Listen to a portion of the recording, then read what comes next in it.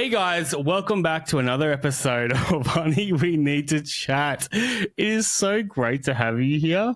I don't know why I fall for it every week. What? Do you know what? One day, when I generate captions, it's going to capture the thing you're saying a split second before we record. I have no idea what you're talking about. I don't know what your end game is here. I don't have one. I'm just enjoying the moment. Anyway, if you are new here, welcome guys to the Honey, We Need to Chat podcast. I'm Blair. This is my wife, Amy. Words are hard sometimes. In this podcast, we are all about communication in relationships. When communications break down, everything else follows. So we want to strengthen your relationship, strengthen your creation. Communication. All right, let's get into it. And while we strengthen our communication and English skills. So yeah, I'm working on that. The bummer is that we recorded the intro, then someone called you and distracted us, and then we redid it. The first time was smooth as. Smooth. Obviously. Stop calling me, people. Come on. Yeah. That's what we're here for. That's what Honey, We Need to Chat is. And today we're talking about a topic that is really fascinating and very invisible. It's actually new to me as well. Yeah.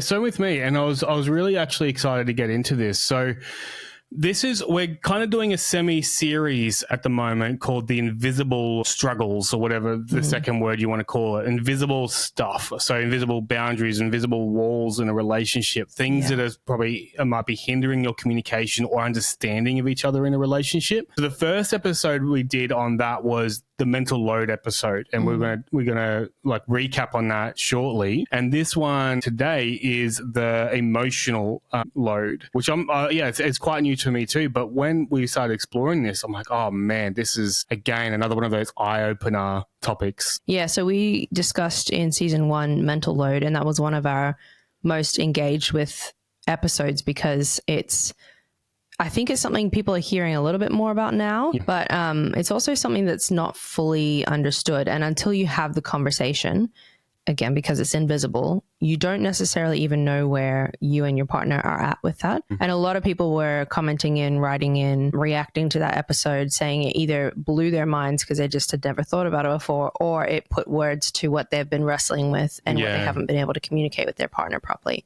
So this is a similar thing. This plays on from that. And I was thinking as well as we were preparing, these aren't mutually exclusive. I think they play into each other. And I think the mental load can be largely impacted by the emotional load, and is part of that is the emotional load as well.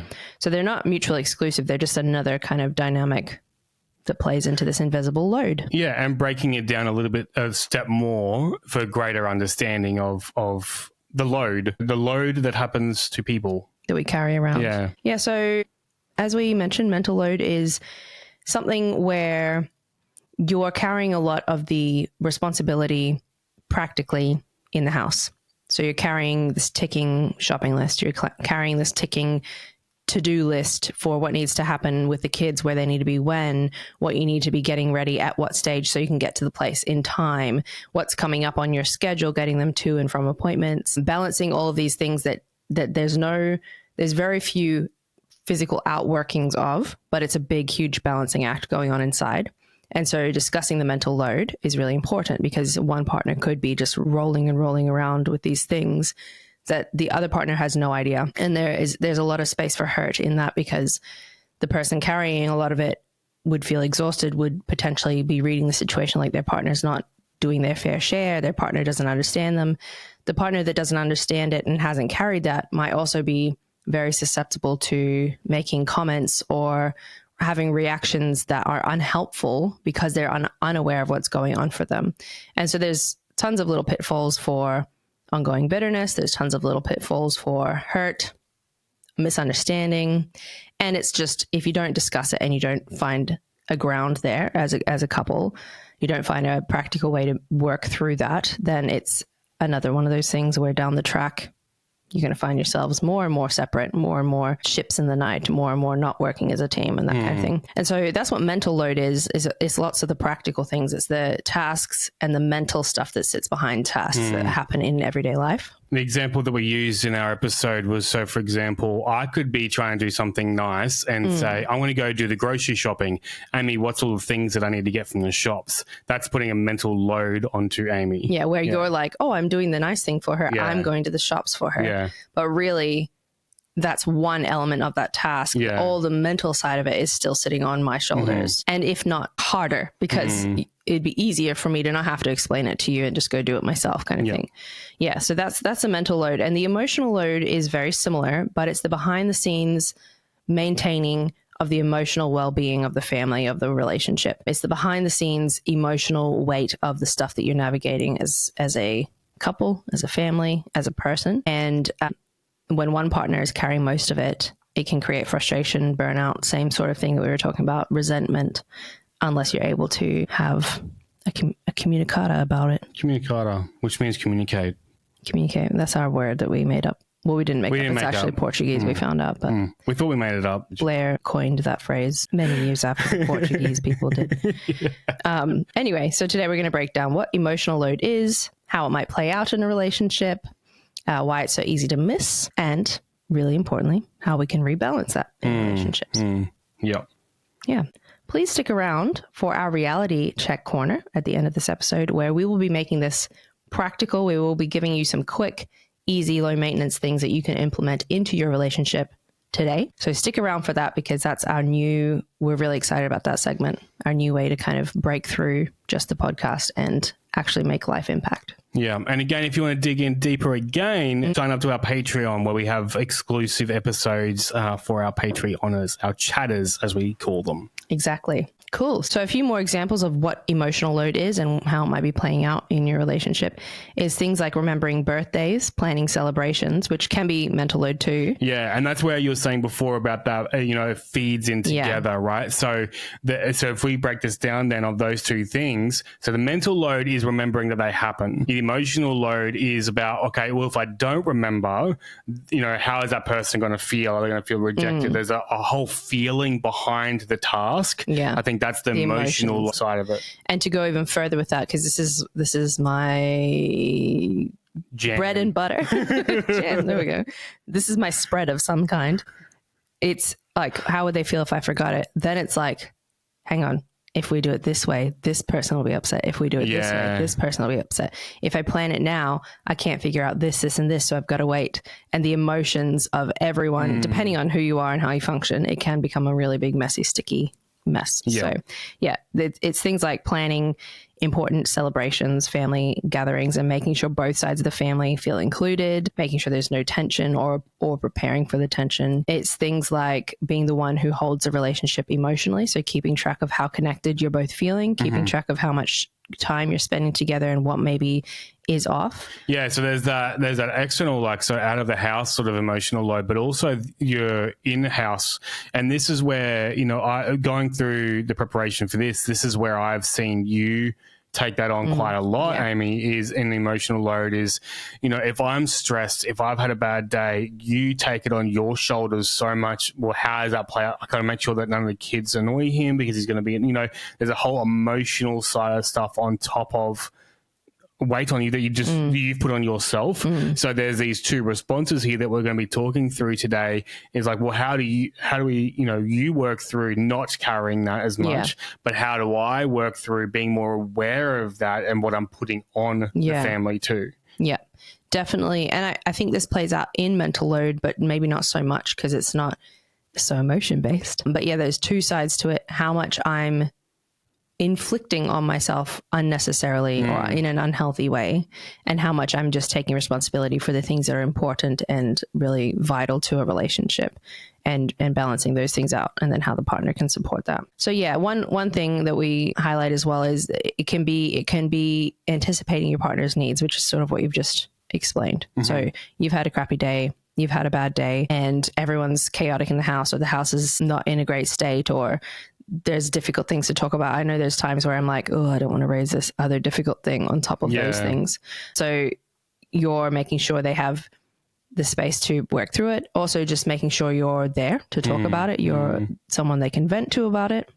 Another thing can be being the keeper of feelings. So you notice when they're off, like a bad day, and you try to bring it up or you try to make them feel better. So I notice you're off. I'm trying to figure out how you're going. And you do this for me. Like, and we talked about this in our Patreon episode recently where you're like, I wish I knew how to help you in these things or what you're thinking about and how to ask you about it, because it's hard to navigate. And I find it hard to navigate what I'm thinking too. So being the keeper of feelings, noticing where your partner's at, noticing where your kids are at, noticing where the people around you are at, diffusing tension. So if there's like an argument brewing, whether it's with our kids or outside people, each other, you're the one that tries to step in and smooth it over or try to like mitigate that.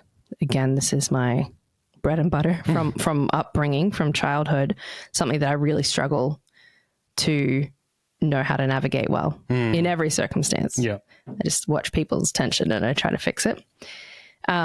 Remembering special moments, birthdays, anniversaries, as we mentioned, date nights, even knowing when they might need a little extra encouragement, when going out might be a nice special thing, just those kinds of elements. But again, like, because this is something, there's so much that hits home with this too over our marriage and relationship has been, you know, with the date night sort of stuff, it's, again, this is where it ties in. There's mental load for that. Like, you know, you would always have to organize the date nights and time and where and stuff like that. And I started doing that more, but what was missing was the why behind it too. And again, I think that's where a lot of emotional stuff comes in. So for now, what I've really been trying to work on, and I definitely need to step my game up in this because it's been something I've been working on, but not something I've been either verbally working on or like, you know, it's not been this huge thing in my mind, right? But something that going through this exercise I want to improve on is we haven't had the capacity or the time to really have date nights recently, right? So, all right, well, what's needed for a date night? Like, how does that make you feel if we're not having date nights? You start to feel disconnected. You start to feel, you know, notice we don't have that special time together. When we have date nights, this is how you do feel, right? So trying to capture those feelings and be like, well, how can we still get that but not be able to go out as much? I don't have the answer for that, but this is what we want to be doing in this episode, is helping start the conversation. The big thing for these is identifying the invisible stuff, right? To make them not invisible anymore. We're trying to make the invisible visible so the conversation can start. And then you sort of unpack these different areas, like what I'm trying to do internally. I haven't actually processed that with you yet, of what is it that you actually get from a date night and how can we try and draw that out? Because our circumstance doesn't allow for that. Does that make sense? Yeah. That makes sense. It's about the stuff that sits behind. A lot of it is the stuff that sits behind. Yeah. What it means to the person, what the lack of it means to the person, what they might be thinking about or feeling about it, that sort of thing. And none of us are mind readers. No. So it's really important to have the conversations, because even if we think we're reading it right, which is, again, one of the things I struggle with all the time. I think I'm reading it right. I'm so not reading it right because I'm bringing my lens to it. So having that conversation so you know how your partner feels about these things, checking in to make sure you know what's going on for them is really important as well. And the biggest thing that we struggle with, and this is still a big question mark for me, is when the emotional load is a burden that I'm going to say I'm inflicting on myself, but I obviously don't sit there and choose to inflict it. It's from patterns of thinking. It's from mental health. It's from upbringing. It's from what I deem to be important to worry about or think about or be anxious about. And so there's a lot for me, a lot of the time, I'm anxious and worried about things that if I could somehow magically shift that responsibility to your brain wouldn't be anxious and worried about it. And so the load of that is on me because of what it means to me and because of how I work. But it's not a load that's fair in some ways. Like, I can't be like, I just wish you'd worry more about the kids in this thing that I shouldn't even be worrying about. Or I wish you'd be more anxious about. I don't want you to be more anxious about things, but I carry the weight of the anxiety of it. And so to relieve it is really hard. But do you think, so relieving some of the mental load relieves some of the emotional load? So, for example, like if I take care of some of the mental load, well, I don't even know an example. Actually, an example, right? So, and it's something I need to work on, and my family's going to be listening to this maybe. But like my nieces and nephews, like my brother's kids, you always had to remember their birthdays, because if they didn't, we would never send birthday presents. I've tried to now take that on and put their birthdays in my actual calendar that I see it, but I've still forgotten to give them birthday presents. But I'm improving on that, because again, like for you, it's this mental, it's like, all right, there's the task of it, and then it's like, oh, if they don't get something, they've been getting our kids something, so that, you know, there's this whole emotional side of stuff to it. But if I take, which I haven't done properly, if I take the mental load from that, I feel like it takes some emotional load out of that. Absolutely. And one thing that we have started to implement is you responding to people that I'm finding it really hard to respond to. So especially during the house stuff, there was certain messages I just, for whatever reason, that sometimes I couldn't even verbalize why it was so overwhelming for me. It was too overwhelming for me to figure out, 1, how to say it, 2, how to say it in a way that wasn't going to offend the other person, 3, how to navigate how they might react, even though it was all just conversation in my head. And so instead of me even going down that route, Blair's so good at just being like, this is what it is. Yeah. And I can remove myself away from the emotion side of it so that I can address the topic. And you're not fussed about wording it. You have worked on this when you need to, but you're not fussed about wording it super carefully. Like it could take me an hour. Literally the other day, one of my tasks that took me a good couple hours was responding to 2 messages that I needed to respond to. And they weren't horrible messages. They were just complicated in my brain with all the emotions and the practicalities. It was a whole task. And when I finished it, I remember I went up and I went to the bathroom and I was just sitting there like, wow, that I'm done. I feel so accomplished, but that took me 2 hours. Whereas you won't sit there and be like, what if I say it this way? How would this work? But what's actually helped me with working on those, right? Because I've gone from a place of just saying it so bluntly that it hurts people, right? Like I've gone from that place to now saying what needs to be said, but still having them in mind, but still not letting that affect what needs to be said, if that makes sense. So it's been this balancing act. And what's helped me work on that is to have a greater understanding of your emotional load. You know what I mean? Like, so because I was so removed from the emotion that, again, I was just too blunt and I was too hurtful in my words, and written words mainly. Well, even verbal, actually, in general. But in verbal, you can see everything else going on. Yeah, and I can respond to what I can see, right? But in written, you don't. And so that's another thing that we've worked on over the years is I've actually grown in my communication because I've understood your reactions to things better, like in terms of how you would respond to them and stuff. And I've adapted that into what I do. Yeah. You know, because you were sharing before about like, you know, you've got that mental load. It's not fair for you to put that on me. So, you know, it's not that now you want me to be anxious about something. Not at all. But we can actually work together through that load. And that's the teamwork side of stuff. It's like I actually, you know, I go through anxious moments too. I don't want to take on your anxiety and put it on, like add it to my anxiety. But no. But how can we actually work through each other's emotional struggles together, going through this preparation for this episode? I'm like, man, we've got a long way to go in an exciting way, and getting those words to these things helps significantly to know how we can actually work on these. Yeah, it is. It's also worked the other way around for me, and I've said this already on here in many episodes, but you've helped me learn how to release some of the pressure of what I'm doing or saying to someone. Not take so much ownership over their response, because it's not my thing to own. So that's been really helpful too. Yeah. So that's my biggest challenge with all of this is how to release the emotional load, a lot of which is created by my own mental health, and allow you to take on some of that without me either still having the mental load, the emotional load, because I'm worried about what you're doing with that thing. Yeah.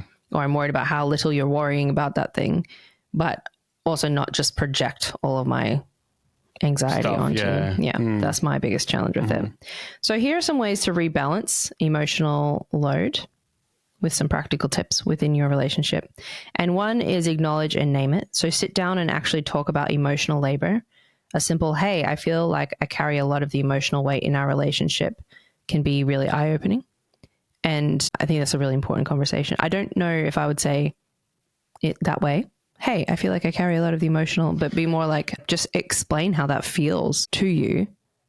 Like to me, for me to explain how it's feeling to me, to you, so that you understand a little bit of what's going on under the curtain, behind the curtain. Yeah, and like we've mentioned before, like these check-in times of like how you out of 10, you know, because it just starts the conversation. Like, I'm feeling a 2. Why? I'm feeling a lot of mental load, or I'm feeling a lot of emotional load. What emotions are you feeling? Then you can, you know, having an easy thing like that. How are you feeling out of 10?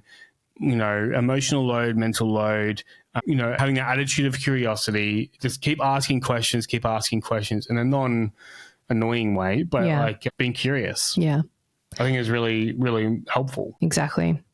Trading off emotional tasks is another one. So if one of you always remembers birthdays, like we've just spoken about, the other can take over planning the celebrations, planning the presents. And if one person always diffuses the tension, the other can check in on emotions more regularly. That's a really hard one. Diffusing the tension's a hard one for me. Yeah, and that's where as well, like that's where I have to own that, because I do cause majority of the tensions in the house. Like I do struggle with patience the most. But it's not even just that I struggle with patience the most, it's the way that I deal with that struggle of patience, which is the most impactful on everyone, right? And I get that and I own that.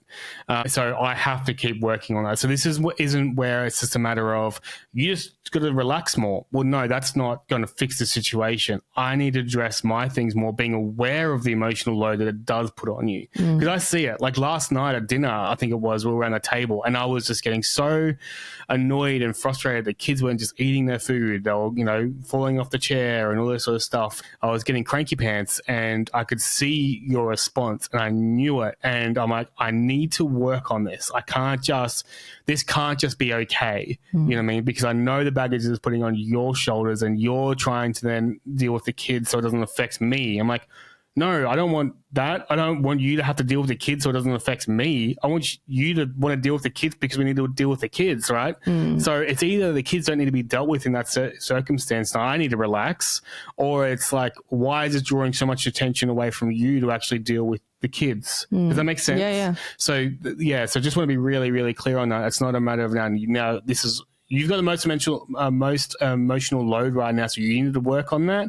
It's not that at all. It's like, well, what's putting that load on you and what needs to change in our dynamic? Yeah. I love that you understand that because that's the game changer, that you understand what that impacts. And we've had conversations about that, but I guess I can play this out with someone whose partner doesn't understand that. And then, so I come to you and say, when you react that way, I feel like I have to like stop the kids reacting or stop the kids doing what they're doing so that you don't get frustrated. And I can imagine a partner turning around and saying, then don't do that. Like, then don't stop the kids from doing that, which is true. Like, as in, like, I don't have to I'm putting it on myself to do that, but it's because I'm trying to diffuse the tension. But I can see a certain type of person being like, yeah, but you're bringing that on yourself. Like, you don't have to do that.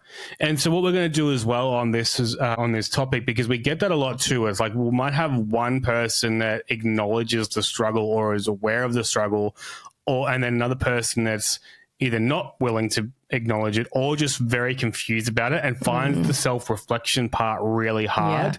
And so what we're going to do in our Patreon episode as well, we're going to actually walk through reflective tools for you to do as a couple. Well, they're here at the check-in as well. Yeah. But we're going to do another part in the chatters as well, where it's like, all right, cool. So me individually, there's a series of questions that I can go through to see what I'm actually struggling with. So check out that chatters episode after this one to help that. Because I see that quite a lot. Like, I mean, and I think this has been a big learning thing for us. The more we learn about ourselves, the more reflection we can do on ourselves, the better we're able to actually reflect on our relationship. Because if I just point the finger at you, we spoke about this in the last episode, if I just look at you and all your things, that's just going to spiral more and more down to this toxic response. It gets you stuck more in the pattern. That's what I mean. Like, yeah. So it's like, I can't see past your things. So I get, I start responding more in this way. But if I have that time to reflect on myself, or what do I bring to this circumstance? It's such a key element to it. I've seen some things out there, and I won't go on this rant, but I've seen a lot of things on social media from a lot of guys where it's like, your wife's not, sleeping with you as much. She's not doing this. You need to get your balls back, sort of stuff. And it's like, well, you don't need to do the 5 love languages. You don't need to do this. This is how you set dominance back in the house. I'm like, you've seen it on social media. I've literally seen it. It's from these life coaches out there and stuff. These guy life coaches to other men, and and they feel like that's the answer. But honestly, like I've seen the guys try and do that, and I've experienced the opposite, and I haven't seen those guys make the growth in themselves and in their happiness and their confidence that I've experienced in our approach, which is reflection and communication and doing it together rather than you just said dominance, you got to get your back in the house and stuff. It's just ridiculous. Gosh. Yeah. Anyway, that's a whole other tangent. That's another episode. Another one is set emotional checkpoints, which is kind of that, how are you out of 10? Yeah. It's that regular check-in night that we've spoken about. It's having a point in the week or in the day or whenever that you're checking in with each other. You've got a framework around how you check in on each other so that it's not just like a weird out of the blue thing. Like how are you out of 10 is a great way to check in because it's not open-ended. It's not just like vague thing. It's very clear. I'm probably around a 7. And then if you want to have conversation around that, you can. Yeah. But it's a check-in point. And with that conversation too, it's okay to say, you can have these other 3 responses where it's like, is that not 3, 2, is that a now conversation you want to have or a later conversation, or 3 actually could be, it doesn't need a conversation. I'm just processing a lot at the moment, right? Yeah. So there's that. And tying into the next one as well, the next one is just ask directly, like what feels heavy, because that could be another response too, right? So how are you out of 10? I'm a 5, rather than, well, why are you a 5? Because sometimes when we feel that we're helping each other unpack that for ourselves. We still might be in that moment of like, I don't know what the problem is. Well, what feels heavy? Like what's, when you think of something and it's a weight to it, what feels heavy? Yeah. I would say almost any time someone's answering a low number, their mind is not clear enough to be super specific on why they're feeling that way. At first, I feel like that's what I'm saying. So that's the next questions help you bring that out. But I mean like when you first start doing this as a couple, I think that's harder and harder. Like that's hard to do, right? But the more you put these things in place, actually, it's what you do, so you actually can identify those things faster. Yeah. Because we do this for work all the time with dads where you say like, how are you out of 10? Now for the group of dads that I catch up with, that's a question we ask every week. And so they know like we're going to ask that question and then we've already reflected, or it's like, it's just easier to identify, but it's like a muscle you need to exercise. The self-reflective muscle, you've got to exercise that. You're not going to just be able to do it, have one moment, it's too hard and you just give up. It's like, well, no, it might be too hard and that's okay. Just keep practicing it and just give each other patience and grace to reflect and just commit to that journey together. Create that safe space. Don't have this high expectation on yourself or your partner that you guys should be communicating straight away. You need to build that into your relationship in a safe way, caring for each other, being okay if the other person just can't respond right now, but committing to that continual growth. Yeah, it's a question that helps you check in as a couple. It's a question that helps you start that process. Even if out of the blue you've never done anything like this, you're like, hey, out of 10, how do you feel today? Yeah. Like that's, anyone almost can implement that directly today in their relationship as just a question you ask. And it helps you learn how to check in with your partner. It helps them learn how to check in with themselves. It's really helpful all around. And do it with other people too. With your kids after school. Do it with your kids. Like how was your day out of 10? Like give them a number. It's so much easier for them to respond. I love this next one though. The what feels heavy right now. That is my favorite technique, because we had this conversation when you were saying on the Patreon, I don't know how to know what you're thinking about. And so instead of, you're like, sometimes I'll say, are you okay? I can't remember how you phrased it. Something like, I'll ask if you're okay or what's going on. And I'll just say, yeah, I'm fine. But then you're like, I don't know how to, I know you're not fine. How do I have that conversation? And I think I said, if you ask, what am I thinking about? That will really help. Yeah, exactly. That's what you said. You said, I just asked me what I'm thinking about. I'm like, oh, that's so easy. And it makes so much sense because a lot of the things that you are going through are in your mind. Yeah. So for me, if you say what you're thinking about, I might not necessarily be thinking anything, but I feel low. There's still a weight, like this back of the mind sort of thing. Yeah. So that's where the feel could be. Like what's heavy right now, but what are you thinking about is a lot more. Well, what do you think is a lot more in line with you, or do they both? They both work because if you say to me, "Are you okay?" then my reaction is almost always going to be like, yeah, I'm fine. Because I don't want to just project into the moment everything that's going on. And a lot of the time I'm not fine, but I'm like wrestling something. So swing between like, yeah, I'm anxious and also I'm kind of mad and I'm really happy, or like it could be so many things that to put a name to it is hard. But if you say, what are you thinking about? There's usually, especially if you've noticed in a moment something's off, there's usually something right at the top of my head that I could answer you. Like, this is what I'm thinking about. I couldn't tell you how I feel about it necessarily, but what feels heavy is similar for me because again, there's almost always something that feels heavy, and I will almost, even if I've released that thing, I'll find someone else that feels heavy. I'll make something feel heavy. So I think either way is great, and find what works for your partner better. Some people are thinkers, some people are feelers a lot more. But that kind of a question that's not, you don't have to give me the summarized, beautifully sculpted explanation of how you're going right now. What you just need to tell me is what feels heavy, what's something that feels heavy, or what's on the top of your mind right now. Yeah, that's good. And people, they're small and manageable. I love tips. I love them. I thought you were saying love tips. I was like, I did not prepare for that. Give each other a love tip. Okay. Engage without absorbing is the last one. And that's, instead of feeling pressure to fix your partner's emotions, practice active listening and validation without taking on their stress.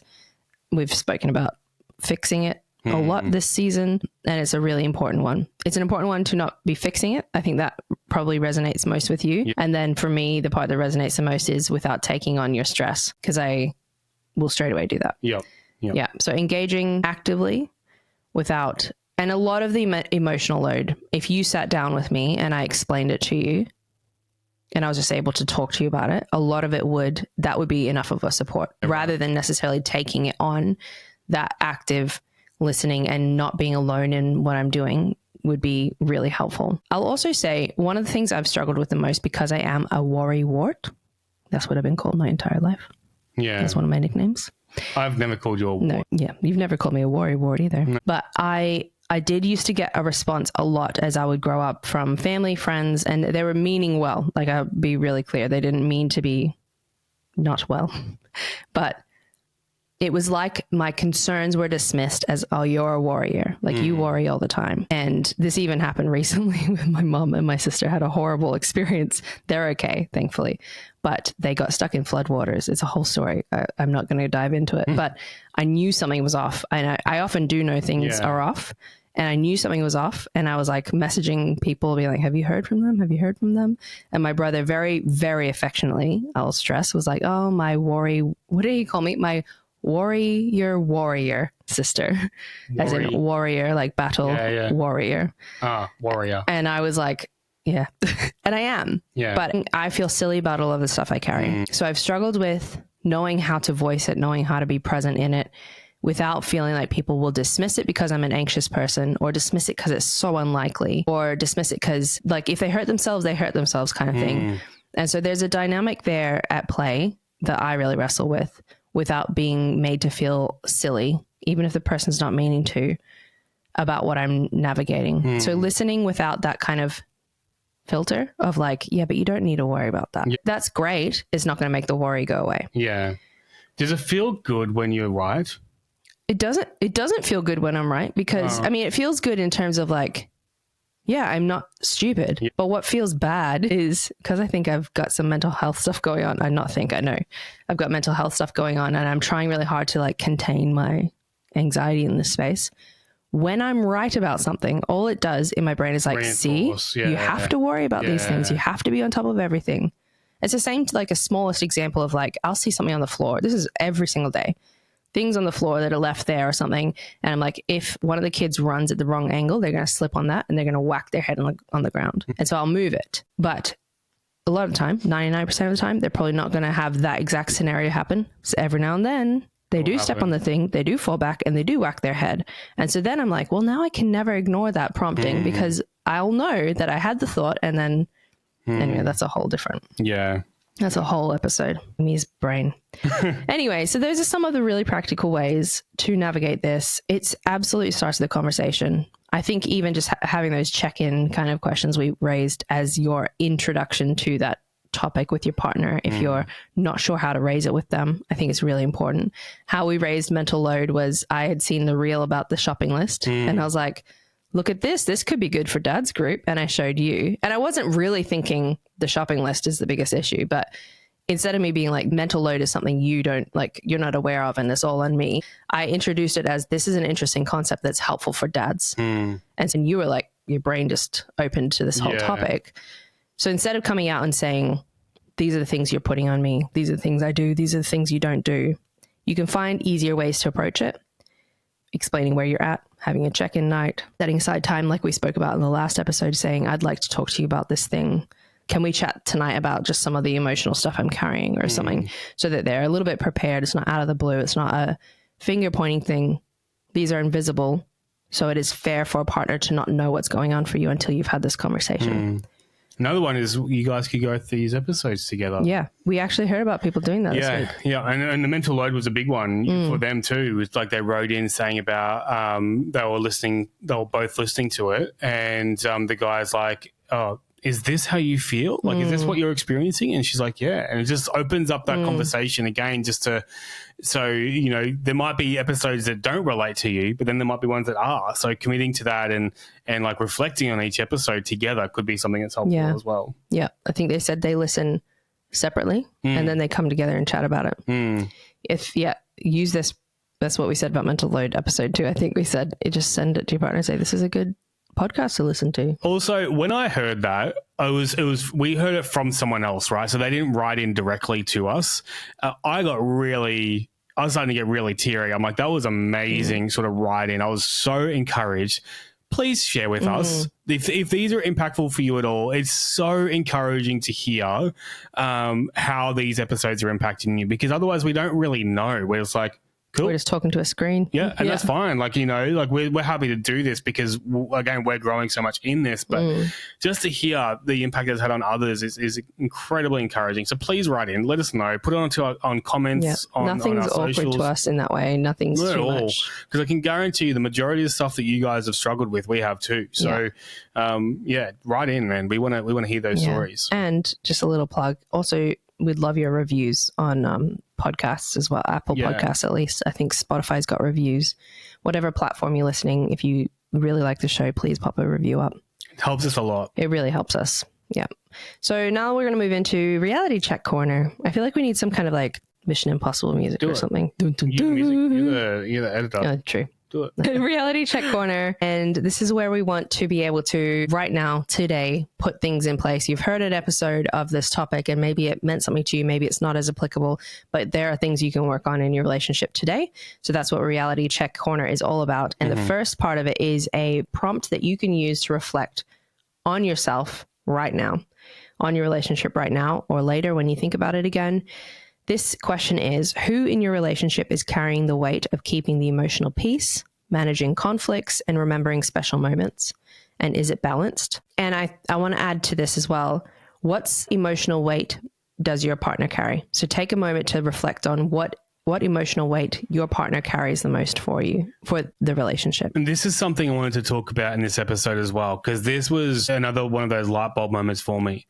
In the last episode, we interviewed Bryce, who's the creator of Uncover Me, the card game. And in that, he actually put a challenge to you and I. And he said, okay, just to give you sort of an example of how couples typically think differently or process differently, he's like, all right, so just say your couple came up to the door of your house, you open the door and they're naked and they just said, I've had a terrible day, I've had a stressful day. What's the first thing you focus on? So you've come home from work, stressful day. Yeah. You open the door to your partner standing there naked, greeting you at the door. Yeah, cool. Yeah. your partner hasn't come in naked. That'd be a different thing. That would be very weird. But yeah, so you've come home. And what's the first thing in that story have you noticed? That the person's been stressed or the person's been naked? And you said you focused, like the first thing that popped into your mind was the person being stressed. Yeah. In my head, my partner's being naked, right? Yeah. And it's just having that understanding of, all right, cool. We thought the opposite in that, which we typically do, and we've identified that early on. We're very opposite thinkers and doers and operators. But what's important out of this process too, and why this is so important, is because how Amy responded to that question is how she would want me to respond to her in that scenario. For you to focus on, and not saying that I'm stressed and I want you to be naked now. Like I'm saying, like, but just having the purpose is getting into the mind and the scenario of your partner the more you understand their processing, the more it's going to impact your responses and your approaches. One scenario might seem clear cut to you until you have that conversation. It might be like, of course I'm going to notice that they're naked first. Or it might be like, of course I'm going to be like, oh, it's a stressful day. That's not on the cards for me. But until you've had that conversation and you know that about your partner, you're going to read it differently, which is fair because that's how you read things. Yeah. And I understand it can be frustrating when your partner does not get you, but unless you share that, the expectation can't be there. You know what I mean? Like, just, I think we don't take into consideration all the things that are going into our individual lives that are impacting our certain responses. They might not be getting it, but they might be completely stressed out of their brain. They might be struggling with depression. They might be struggling with anxiety that shuts down a lot of these other things that are going on. So again, unless you have these conversations, like, expectations need to be low. Give yourselves grace and patience and commitment to grow in this area. Yeah, and if you're the partner that's like, I know there's lots going on, but I have no idea what it is, and I feel silly that I don't know it. Starting with questions is the best way. You don't have to feel silly you don't know it. The fact that you're looking into it is huge. Start with questions. And I'm the sort of person, though, so I understand this is more, personality, but I'm like, be honest about that. Yeah. If you can be 100%. honest about that, it's like, Amy, I want to be good at this. I feel silly for not knowing this, but I want you to help me get there. Like, just share with me. I want to commit to doing this. But again, not putting that mental load on you, now saying to you, fix it for me. It's like, no, I want to commit with you to grow in our relationship because I'm not happy with where I'm at in this area. Honesty goes a long way to getting someone on side with you, getting someone soft and gentle towards you. Yeah. So that prompt, just again, in case you forgot it, was who in your relationship is carrying the weight of keeping the emotional peace, managing conflicts, and remembering special moments, and is it balanced? And also think about one thing that your partner might be emotionally managing right now that you maybe haven't thought about before. So the next one is a quick challenge. At any point today when it pops back into your head, or right now, the moment you get off this podcast, this is something that you can do to engage with your partner, make a connection point with your partner. And that is simply send your partner a message appreciating one thing they do that supports your emotional well-being. Or if you can't think about anything that they do that supports your emotional well-being, send them a message appreciating anything about them. Just a message of appreciation, sending it to them out of the blue. Easy done. So the third thing for the reality check corner is a future pace exercise, which is let's borrow some emotions from the future to help us today. So you can close your eyes and listen to this. You can just sit and think and listen about it, walk and listen about it, listen to it. Whatever works best for you. It's about whatever helps you focus, not about doing it the way I want you to. So I want you to just listen to what I'm saying and picture this future and see what we can borrow from that. So imagine you wake up tomorrow and without asking, your partner has naturally stepped into a new role of emotional support. What would that look like? How would your daily interactions feel different? Now flip it. If your partner imagined you stepping up in this area, what might they hope to see from you? And this exercise will help reveal what's missing and what's possible.